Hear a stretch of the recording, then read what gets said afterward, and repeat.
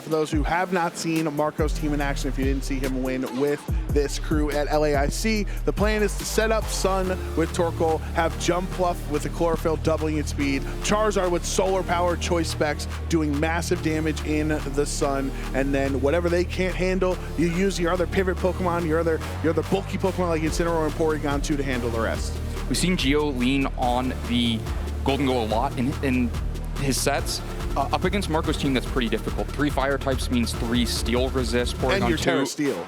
Yeah, and Terra Steel means you don't have a defensive Terastallization to get out of those fire weaknesses or the ground weakness to the Ursaluna on the other side. Porygon 2 difficult to fight through with a Choice Specs Golden Go as well. Maybe more just Trick is a threat there. The Trick Protect set is pretty useful against Marco's team. You can, for instance, Trick the Porygon while it's setting Trick Room, do some damage while it's switching out, protect through the next turn of Trick Room, makes Trick Room a harder game plan to use as a lead, but easier to, the Trick isn't as useful if the Porygon 2 isn't on the field on turn 1. I know some players with experience with Porygon 2 like to, against Trick, have it in the back and then threaten a Trick Room later on in the game. There are also just full-out offensive modes that Gio could look for.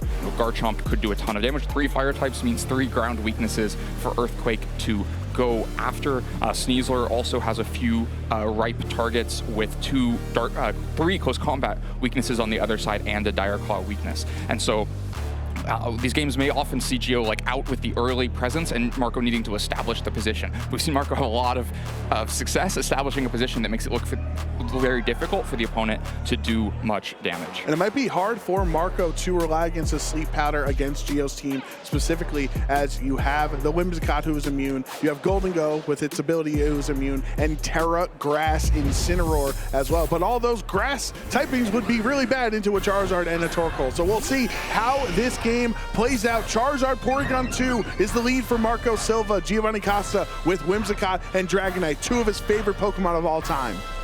We saw Marco use this lead a couple of times yesterday. Really keeps your opponent guessing on whether you're going out quickly with offense with Charizard or going to be setting up with Porygon 2. We get a preview that it's the Incineroar and the Ursaluna in the back, so you can go into the Trick Room mode here, or you can go out quickly with offense with Charizard and just threaten a KO to Whimsicott on the other side. But unlike Covert Cloak Whimsicott, this one will be able to take a fire move. You'd have to put 2 attacks into it. Gives it a little bit more staying power. Encore is also disruptive against the Porygon 2. Against some teams, Marco might want to Trick Room and switch the Charizard out. You would just be forced to switch the Porygon after, but for now, just a Moonblast into Porygon. Some good chip, and a critical hit means it's even better chip. Charizard Heat Wave's going to miss a target. Whimsicott, the better target, dodges it. Charizard just does a bit of damage to Dragonite. Yeah, now Dragonite with Choice Band Outrage landing into Charizard. That is a clean 1-hit KO on turn 1 of this game. So Charizard really not being a good first partner Pokemon to Marco, missing that Heat Wave. But fortunately, Porygon will take out the Dragonite because of the double hits from Heat Wave and Ice Beam. So each of these players have lost one of their big, powerful Pokemon on turn 1.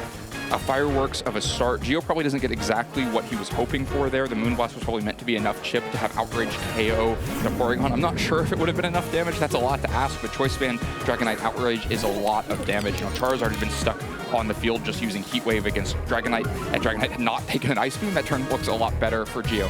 But because the Whimsicott dodges the Heat Wave, Gio only loses the Dragonite, still gets a crucial KO against the Charizard, kind of funnels Marco into one speed direction, just has 3 slow Pokemon left now instead of the dynamics of having both fast and slow Pokemon. And the Golden Go comes out here.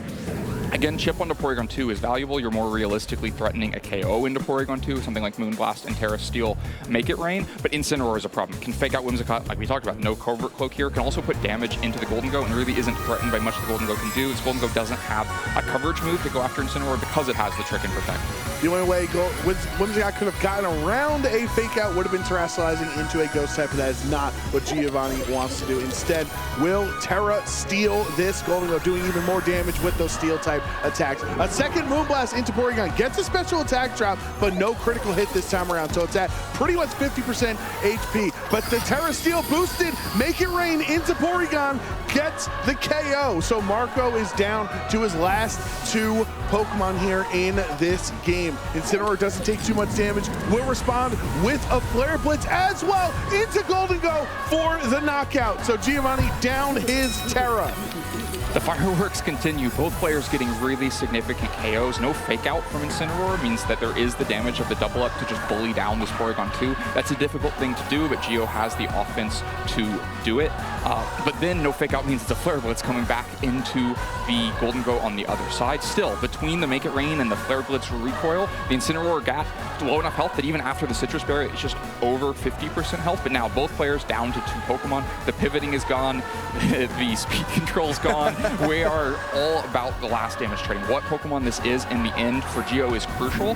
Incineroar, not the worst pick, has Intimidate against both of these Pokemon, but of course being weak to ground means it's pretty vulnerable to Ursaluna here. Terastallization has already been spent. No way to get Incineroar out of that, but at least there's fake out pressure on this turn.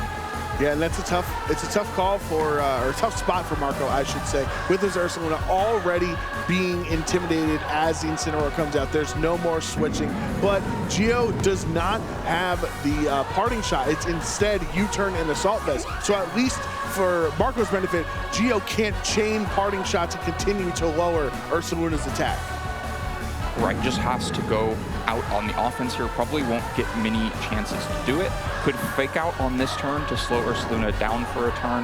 The Whimsicott Focus Sash is important here. It means that one Flare Blitz isn't enough to pick up a KO, so Whimsicott may get a couple attacks off. The first one of those is a Moonblast into Incineroar. It looks like it'd be a 2-hit KO into that Incineroar, or maybe just a 1-hit KO after this Flare Blitz deals a lot of recoil back to Incineroar. Yeah, Flare Blitz is going to do essentially, or going to have 99% of that HP done. The recoil is enough for Incineroar to knock itself out. So we give credit to Whimsicott, credit to Incineroar knocking itself out. Either way, it means Marco has 1 Pokemon remaining. Flare Blitz from Incineroar here into Ursaluna does about 40%, a little bit of recoil damage as well, but the Facade takes out that last HP remaining on the Whimsicott. So now it is Incineroar versus Ursaluna. I don't think that played out the way that Gio needed it to. The Flare Blitz doesn't look like it'll be a 2-hit KO.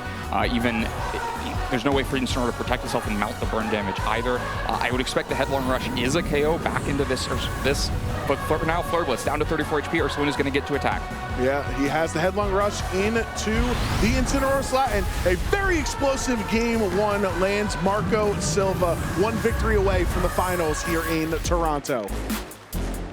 Gio may be expecting that Ursaluna would protect itself on that second to last turn. Something like a Moonblast there instead of into the Incineroar would have allowed the Flare Blitz. Right, to activate the burn, right? You want to protect first. And because the fake out was being threatened into that slot anyway, but instead, I think Marco makes some really smart targeting. Gets rid of the Whimsicott so that there's no extra Moonblast and doesn't have to Headlong Rush the first turn, which would have lowered its special defense, maybe made it vulnerable to Moonblast. Just gets the Whimsicott off the field and then is bulky enough to take the KO onto Incineroar. Really delicately played 2v2 because we had such an explosive opening of the game with these big KOs like onto the Porygon 2 here. That meant we just got down to 2 Pokemon and players had very little flexibility. It was just down to that last bit of targeting and neither player had a decisive advantage. So Marco was able to come away with the victory here in game 1. And from Gio's perspective, Len, Marco didn't even bring the quote-unquote Sun Core, right? The main crew of the team in Torkoal and Jumpluff. So how do you adjust here knowing that Marco was able to have the advantage in game and win the game without those main Pokemon? Oh, I think all the Pokemon are main Pokemon. I think this is a set of Pokemon Marco uses frequently. You don't have to rely on the Torkoal and the Jumpluff. The fact that the Jumpluff doesn't have instant Tailwind, you'd have to commit, to get a full speed advantage with it, you'd have to commit both Chlorophyll and having Jumpluff on the field, which means bringing both of those Pokemon. I think all 4 of the others have pretty important roles to play. The Charizard ended up being somewhat disposable in that game, just got a Heat Wave off and then went down to Outrage. But if it's the Golden Go led instead, it would have a pretty impactful role. Whereas if you lead Jumpluff into Golden Go, things might start to look bad quickly. So you can see why the Charizard was led for that reason. I'm not sure there's that much incentive for Marco to change up the recipe here, unless it's to have an even more Trick Room focused mode. Because Gio doesn't have a great way to deal with eruptions coming out inside of Trick Room. Lots of 2 fire weak Pokemon, a couple of other frail Pokemon, 3 fire resist, so you'd have to do some work ahead of time. You gotta do your homework to get them chipped down or to have Ursaluna on the field as well. But if you do think it's things like Sneasler and Golden Go left at the end, then Torkoal could be a huge win condition. Yeah, we'll see if Marco makes any adjustments. He is the one in the driver's seat right now with that game 1 victory. For now, it will be the Incineroar standing next to Porygon 2 in the lead, up against Dragonite. Whimsicott yet again for Geo. Dragonite cannot have its attack lowered thanks to the inner focus ability, and Porygon 2 gets a special attack boost. If Marco wants it, can fake out the Whimsicott to prevent this possible Moonblast and Outrage, but doesn't want it. It's Moonblast. It's Outrage again, but the Outrage into Incineroar, not into Porygon. It's not a KO. Incineroar hangs on way better than Charizard did last time around. Will eat that Citrus Berry, but it's still already incredibly low at this point. And no fake out, no Flare Blitz into Whimsicott. Instead, the parting shot into that Choice Band Dragonite, lowering its attack by 1 stage and allowing Marco to switch out here. Did adjust, no Charizard. It's the Torkoal Ursaluna. It's full Trick Room in the back. Yeah, has the 4 slowest Pokemon on the team ready to commit to Trick Room. We saw the moves locked in. We know that Trick Room is the next thing coming. I still don't know if Outrage would have been a KO into Porygon 2, but we still didn't see it happen. Outrage goes into the other slot, and so Porygon successfully gets this Trick Room up. And now that Eruption plus Ice Beam combination is being threatened because Geo has Incineroar, which would resist both, which may be coming in here, but otherwise Garchomp and and Dragonite, the other fire resist, both weak to Ice Beam. But of course, Whimsicott, we talked about this before the game, can just encore anytime a Trick Room comes up. Porygon 2 did not switch out, and so will just be going for another Trick Room this turn after this Eruption. Yeah, we'll be forced to retwist those dimensions. Marco getting caught off guard. Whimsicott, very well known for that Prankster Encore ability, making it go faster in the, it doesn't matter because he has priority, so even in the twisted dimensions, it won't matter. Outrage into Porygon, well, there's your answer. The double up Moonblast plus Outrage is not enough for a KO. That is after a parting shot from the Incineroar earlier on, so without it, would have done some more damage, but still probably not a KO. But yeah, undoing that Trick Room really significant here because now Outrage is coming out again this turn. It may be difficult to set Trick Room again. You may be relying on Outrage targeting to make it happen. Encore is such an interesting move because sometimes it's almost like I think they have to respect it. It's like a negotiated piece where you just expect that that they won't actually stay in until you don't click Encore. Geo there forcing Marco to respect it, and he didn't. Porygon stays in, gets Encored, and put into a pretty difficult spot. It's maybe staying on the field just to go for another Trick Room here, though. But the Torkoal will have itself eject packed out on this turn because Incineroar swapped in, lowering its attack stat with that Intimidate. So now Marco gets to have a free switch into his Ursaluna at the start of this turn. Geo still has an Outrage coming in one of these two Pokemon's direction, and it's the Ursaluna with the critical hit, and that's a one-hit KO. Ursaluna never even gets a chance to play the game. Ursaluna forced on the field by the Intimidate onto the eject pack, and then simply KO'd with a critical hit Outrage. Really significant, that critical hit. Without it, and with -1 attack because of the parting shot earlier on in the game, Ursaluna would have survived the attack, burnt itself. Trick Room would have gone up and at least threatened some offense. I think the game would have still been distinctly in Geo's favor. The Porygon 2 still would have had to switch, but now the Porygon 2 has to switch. Well, the Trick Room's up, but the Porygon 2 just looks like it's in such a bad position. It is weakened. It may be forcing Incineroar in so that it doesn't have Trick Room once again this turn, and Torkoal doesn't have great Eruption targets on the other side. Those are 2 fire resists sitting over there. The only bright spot here is that Dragonite is confused. If it decides to Outrage again, we'll have to risk that. We'll probably just see it switch out instead, which is probably reasonable. There's not that much value in the Whimsicott at this point. You don't really need it to Tailwind in this matchup. For now, Porygon 2 can't click Trick Room again and Incineroar coming in. There's just something about Giovanni Costa and Dragonite together on the stream. The magic that happens with that critical hit. Now Incineroar swapping in for Marco. Geo, as you predicted, will switch out since it was confused. Don't want Dragonite to hurt itself in confusion. Let Whimsicott go down, take this damage from the Eruption. So Whimsicott's knocked out. Incineroar in the sun, but being a fire type will still resist that, as well as the Assault Vest. That's a different dynamic here, as most Incineroar are not Assault Vests. They have a Citrus Berry or a safety goggles. So the U-turn allows Geo to swap this Incineroar out on this turn after taking the Eruption. And now the Outrages are just enormous, right? You can send out the Dragonite, just start clicking Outrage again. Everything may be in KO range for it. Torkoal might be able to take one, but a Torkoal that's already taken one is a pretty neutered Pokemon. And then you can have Incineroar to really just you intimidate the Incineroar on the other side, you can threaten that fake out here. Just the potential for offense is so difficult for Marco because the idea that you would need a Trick Room again to have much threat, and Porygon 2 is low health and not on the field, like how do you get it in and survive a hit and then Trick Room? This game just feels completely in hand for Gio. Marco's going to have to pull out a miracle. Terastallization might be the beginning of that miracle if you can get Ghost Terra through a fake out. But for now, Dragonite just looks so threatening. And now Marco's going to have to decide what fire attack he wants to click on the Torkoal right now between the Eruption and Overheat, opting for the Eruption, which is going to cost him some special attack, but really hoping that additional damage will be enough here in this moment. Terra Ghost on the low health Incineroar to avoid a potential fake out. Now as a Ghost type would be immune from the fake out. Does Gio fall for it? No, the Extreme Speed goes in to Torkoal, bring it down to around 70% HP. Overheat into Dragonite is not enough nearly for a KO. Going to lower his special attack as well. And the Flare Blitz from Gio's Incineroar into the now Ghost Incineroar does not matter. That's a knockout. Gio wants to know that he gets to control the targeting, that he wouldn't just be outraging into a Protect and so then locks into Extreme Speed. Would have run some risk of being against a Ghost Terastallization with Extreme Speed, but of course Flare Blitz just picks up that KO and gets the knockout. Now being able to choose his targeting, and with Porygon 2 unable to Protect, you can just throw an Extreme Speed and a Flare Blitz in that slot on this turn, pick up that KO as well. Torkoal, one of the worst Pokemon in the game to have last as your last thing against several Pokemon and no speed control. Yeah, Torkoal with diminishing returns, obviously, on those overheats, right? Where every turn you are lowering your special attack by 2 stages more and more. So going to be tough, especially into this Dragon typing and Fire typing on the other side. Now it's time for Gio to Terastallize here with the Dragonite into the normal typing. This is the traditional Terra normal Dragonite we've seen throughout the most of Scarlet and Violet's history. No loaded dice necessary, just Terra normal Extreme Speed into the Porygon 2 for the knockout. Yep, amplifies the damage on this turn. Was smart to not do it on the last turn since Overheat went into that slot. The Dragon type helped take that hit. Now the Overheat will go into the Dragonite though and pick up the KO. And now with Dragonite down, it is Incineroar and Gio's last Pokemon in the back against just a -4 Torkoal, who's very, very slow. Incineroar will actually U-turn smartly on this turn so he can switch out into its other teammate, get Incineroar back, and then have access to the fake out yet again the next turn. Incineroar just cycles out.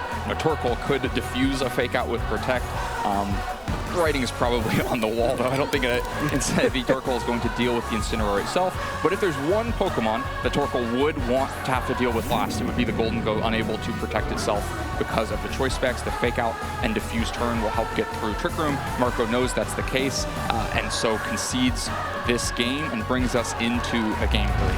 There, we said we might find out the outrage Porygon 2 interactions in Game 3. We are going to get to that moment, but I think with Whimsicott being, last game around, it was doing solid damage with the Moonblast in Game 1. It's just not enough. That's not what Whimsicott is known for, right? So let Whimsicott do its job, do the Encore, get it off the field, and let the damage dealers take over. I don't know. Gio's Whimsicott is doing so much more damage than most Whimsicotts. We saw it chunking King Gambit with Moonblast earlier on, chunking Incineroar with Moonblast in this match. Definitely trained to be more offensive than most Whimsicott are, which is something you can get away with because of the Focus Sash that lets it take the Eruption here and stay on the field for later on. Really, the pivotal moment of that game is the Encore on Trick Room. If Marco had actually been able to successfully use that Trick Room, get a lot of damage down during it, Gio would have been in trouble, but because the Trick Room got reversed, and then Marco had to spend even more resources to set it another time and then switch afterwards, the Encore really cost Marco 3 full turns. It's the turn where you undo Trick Room, the turn where you set Trick Room again, and the turn where you're forced to switch. That is a hugely costly mistake to have it get encored in that way. Maybe an overstepping of assuming Gio would switch or not actually go for it and just expect the switch on the other side. And so when there's one distinct moment in a match like that, it can lead to both players maybe being more willing to stick to their guns, because Marco may expect, like, if I don't make that mistake, if I don't let that happen, I could have won from that position, and so he does not change his leads. Gio, on the other hand, though, does not lead Whimsicott for the first time. Maybe saw the outrage damage and decided that wasn't really a threat in the KO, and so we'll go for Make It Rain plus outrage as a possible KO into Porygon 2. Of course, you cannot fake out either of these Pokemon, the Ghost type in one hand and still Inner Focus on this side, so just Make It Rain coming out quickly. 50% of Porygon 2 2, that's enough damage to lock in. Yeah, that is a lot into the Porygon 2, bringing it to 50%. But who does Dragonite target? It's the Incineroar. This Porygon 2 just does not ever draw the attention of outraged Dragonite on the other end. Incineroar is knocked out, but that gives Porygon Marco a free switch with Twisted Dimensions going up. And with Torkoal coming in this time, this is so much worse for Geo, because there isn't a Focus Sash to make sure one of your Pokemon can live through the turn, and there also isn't the threat of the Encore. This is very easy Ice Beam plus Eruption into Dragonite, and just make Geo respond to it, right? He's going to have to double switch here. Neither Pokemon can protect through this turn. You can use a Terastallization to try to take one of the hits, but even like normal Dragonite then takes full strength Eruption. And so it's going, and then Golden Go just had Steel Terastallization, couldn't mitigate it at all, and so is forced to switch. Incineroar are the best Pokemon at taking these attacks, but it's going to be an uphill battle now with 4 turns of Trick Room starting from this one. Yeah, this Torkoal fortunately will not get an attack this turn from Geo's perspective because the Intimidate activates Eject Pack, so he does not have to take an Eruption this turn, just the likely Ice Beam. But this is effectively a position Trick Room players love to be in. Geo does not Terastallize Dragonite. He takes the 4-time super effective Ice Beam for the 1-hit KO. Yeah, could have used the pressure of the Intimidate, forcing the switch on Torkoal to allow a normal Terastallization that would have allowed an Outrage. You're kind of relying on a targeting choice there. If it doesn't KO the Porygon, you may not have gained that much, and if it does KO the Porygon, then you put Ursaluna on the field next to Torkoal with 3 turns of Trick Room left. That may be hard to survive, even if you have a 4-2 Pokemon advantage. So instead, Dragonite just goes down to Ice Beam there, and we see Sneasler for the first time in the match. But in a position it does not want to be in. This isn't Focus Sash Sneasler because this Focus Sash is on Whimsicott. Instead, White Herb, which means it's very vulnerable to offense from this Ursaluna, which got to come on the field and burn itself because of the Eject Pack. Normally it's Marco activating his own Eject Pack to accomplish this, but this time it was Geo just forcing it off the field with Intimidate. And with how the turn ended up playing out, the Eruption wouldn't have been that significant anyway. Geo didn't really gain anything by forcing the Torkoal out into the back. For now, Incineroar just forced to switch. Can't risk taking a ground move from the Ursaluna, but of course you're switching to another ground-weak Pokemon. Neither can Golden Go afford to take a ground attack from Ursaluna. Now with 3 turns of Trick Room remaining, Marco can feel it in Game 3. He is so close to moving on to the finals here in Toronto, terastallizing Ursaluna into a Ghost type, so it's no longer weak to close combat, now immune to Sneasler's close combat as well as the fake out. Sneasler wants to just try to make it through Trick Room in fully intact, and it's going to take a couple of turns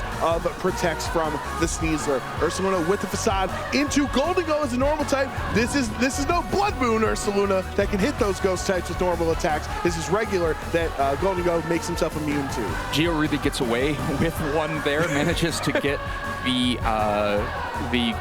Golden Go in. Marco probably expecting a Terastallization on the Incineroar that would have allowed it to take a ground move because of the Grass Terastallization, and hoping to Facade through that. Instead, it's Golden Go coming in to take the Facade, which is really the kind of space Geo needs to buy. Geo also has the only Pokemon on the entire team that can Protect out there, using Protect to get through one of these turns of Trick Room, but there's still a couple left. Still an uphill battle for Geo to fight through this, because once again, Golden Go unable to protect itself up against the Ursaluna on the other side. Sneasler just protected last turn, doesn't have a Focus Sash, is super vulnerable, but for now, Porygon 2 isn't threatening a KO against either of those Pokemon, so it withdraws to get Torkoal back on the field to threaten that double damage, both the Ursaluna and the Torkoal. Yeah, Golden Go will swap out for Geo, wanting to preserve that potential Facade trick for later on in this game. Incineroar will intimidate Marco's Pokemon, bringing Ursaluna down, -1 attack, but because of the Flame Orb boost with that Guts ability, it does so much damage, and a Headlong Rush into either of those Pokemon was going to be a clean 1-hit KO. So Geo deciding I'd rather Incineroar get knocked out, land and Intimidate, and save my Golden Go. There's going to be only 1 more turn of Trick Room remaining after this one, and Sneasler does have access to Protect, right, to try to get through it. Sneasler has access to Protect, Golden Go does not. Golden Go also does not have access to a defensive Terastallization. It can Terra, but it will still be booked to both Fire and Ground. A ton of offense is coming through. So Sneasler, also with no spread moves, is not a Pokemon that can win a 1v3. It can put one close combat somewhere, even if it gets a KO with all these Pokemon that are weak to it, it will just go down in response to that. Golden Go has no way to make it through this turn. Marco has virtually won this already, unless Geo has something up his sleeve that I don't know about. We've seen Geo before on stream come away with with these victories, so we'll see what happens. This is a fully powered eruption from Torkoal into the steel typing Golden Goat. That's going to be so massive, and he cannot withstand the damage. Golden Goat one-hit KO, and it's 3v1. Sneasler's been the talk of the format, probably the most important Pokemon in Regulation H, but even with how strong it has been, it cannot handle a 1v3. No, simply by the nature of being a single targeting Pokemon. Also doesn't threaten a one-hit KO against either of these Pokemon, and these Pokemon Especially without the close combat. both threaten a one-hit KO back at it. You know, you can look at the turn where Caesar failed to double protect but wasn't attacked anyway, but even if it gotten an attack off on that turn, it wasn't going to change anything. This really all goes back to that turn 1 where Gio bet the house on Outrage going into Porygon 2 and didn't get it. When that Outrage instead picked up the KO onto Incineroar and allowed the Trick Room plus free entry for Torkoal, it was nearly over already. Just a raw 50-50 on turn 1 that puts Marco ahead and into the finals. Yeah, Gio with the Dire Claw bringing Ursaluna down to half. Sneasler taken out, and Marco Silva comes from Europe and will find himself in the finals of the Toronto Regional Championship.